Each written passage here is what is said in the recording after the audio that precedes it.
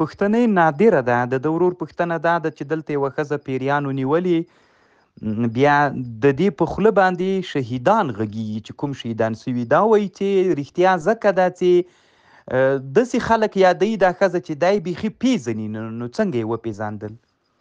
نو محترمه وروره، زه نه غواړم چې په دغه مسئله باندې تا ته اوږد جواب درکم، خو دا د نوي عصر یو علم د علم د تحضیر د ارواح ورته وایي. نو علامه طنطاوي الجوهري المصري کتاب الارواح په دې کتاب جوړ کړی ده. نو که ته ملا یې، نوم نه خو د ابو احمد منصور نومیږي، نو ضرور به ملا یې.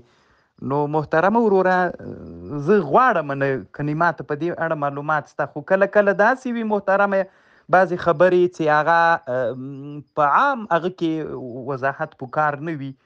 دا یوه ډیره علمي مسئله ده محترمه، بیخي ډیره د عمق د مسئلې ته تللې.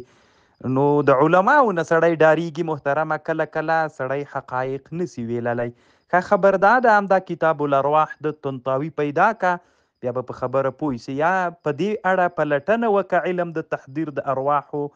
روا او ناروا د علم بیله مسئله ده، خو چې دغسې کړنې کېدلی سي که نسي کېدلی، مسئله به درته واضحه سي.